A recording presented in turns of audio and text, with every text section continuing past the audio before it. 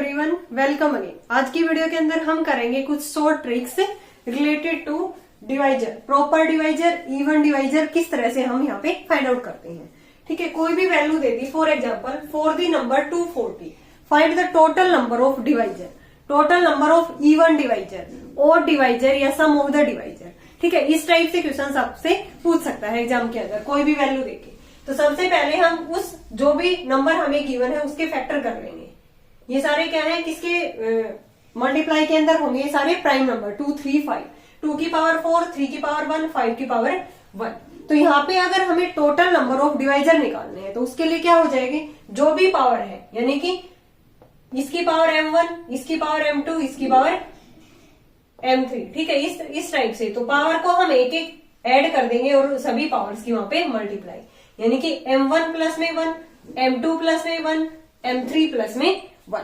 जो भी जिस नंबर्स के पावर के अंदर जो भी वैल्यू आ रही है उनमें एक एक ऐड करके उनकी मल्टीप्लाई कर देंगे तो वो क्या निकल के आ जाएगा वहां पे, total number of the divisor.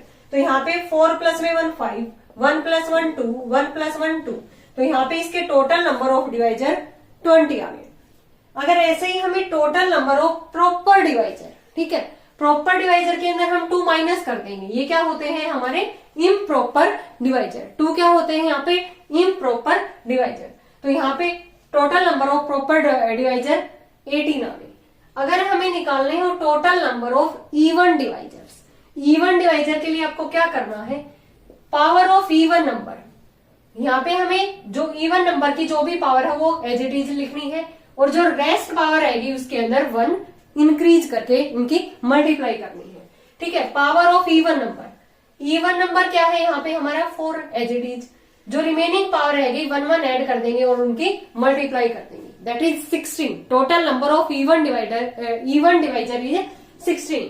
Total number of odd divisor, इसके अंदर हमें क्या करना है, increase the number by 1 of odd number powers. Odd powers में 1 1 हमें ऐड करना है और उनकी मल्टीप्लाई करनी है। तो ओल्ड पावर्स 1 1 है तो 1 प्लस में 1 2, 1 प्लस में 1 2, तो 4 क्या आ गए total number of odd divisor.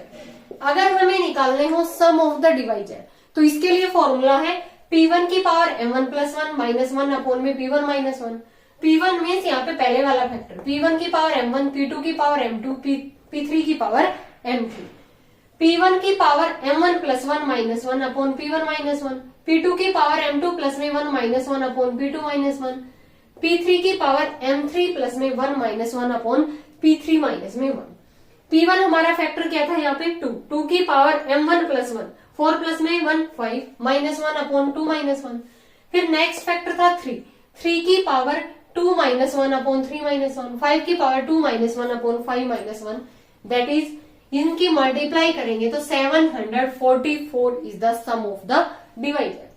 फिर अगर हमें निकालने हो total number of proper even divisor, ऊपर निकालने हैं total number of even divisor, उसमें से हम क्या कर देंगे 1 माइनस कर देंगे। वो कितना निकल के आया था 16, ये कितने आगे प्रॉपर इवन डिवाइजर 15। ऐसे ही प्रॉपर ओड डिवाइजर कितने निकल के आए थे हमारे, टोटल 4 थे और प्रॉपर कितने हो जाएंगे 4 माइनस में 1 दैट इज 3।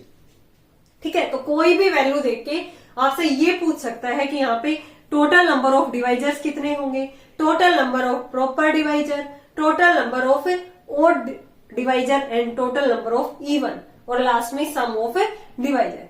तो इन वाले फॉर्मूले से हम इजिली उसको सोल्व कर सकते हैं। नेक्स्ट आता है नंबर ऑफ टर्म्स, हमें बाइनोमियल के अंदर यहाँ पे फाइंड आउट करने हो, find the total number of terms. ठीक है, कोई भी एक्सपेंशन हमें गिवन होगा तो वहां पे क्या हो जाएगा formula n plus k minus 1 c k minus 1। n is the उसकी जो पावर होगी एक्सपेंशन की, ठीक है, k क्या हो जाएंगे total number of terms. k क्या है यहाँ पे total number of terms, n plus k minus 1 c k minus में 1। यहाँ पे for example 3x plus 2y minus z की पावर 5 है, n की वैल्यू क्या है 5, टोटल नंबर ऑफ टर्म्स 3 है, k की वैल्यू 3 यहाँ पे पुट किया that is 21। Total number of term कितनी आ गई यहाँ पे 21। अगर हमें इंडिपेंडेंट टर्म फाइंड आउट करनी है, find the independent term of the given expansion. अगर एक्सपेंशन इस टाइप का है ax की power p plus minus r upon bx की पावर q होल की पावर n। ठीक है, ये p है हमारा, ये क्या हुआ है और इसकी पावर n है। तो यहाँ पे r क्या हो जाएगा, np अपॉन p प्लस क्यू।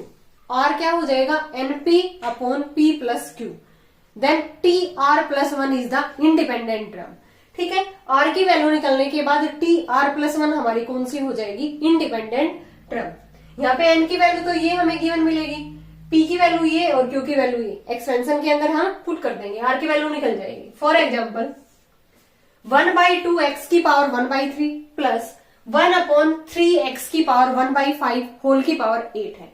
तो ये हमारी p की पावर है ना 1/3, p क्या है 1/3, q क्या है 1/5 और n क्या है हमारा 8 है। देन r एक्सपेंशन के अंदर हम पुट कर देंगे np अपॉन p प्लस में q। यहाँ पे इसको सोल्व किया तो r की value 5। Then T R plus one क्या हो जाती है, independent term, that is t6। t6 यहाँ पे क्या हो गई हमारी, इंडिपेंडेंट टर्म। इंडिपेंडेंट टर्म का क्या मतलब होता है कि वहां पे हमारी x वाली टर्म वहां पे क्या नहीं होती, उसकी पावर क्या हो जाती है 0, that is independent term.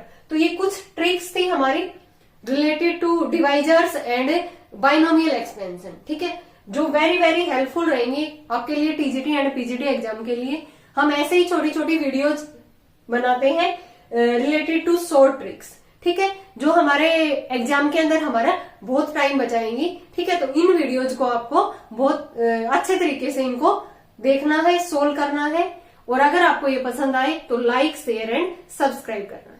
Thanks everyone.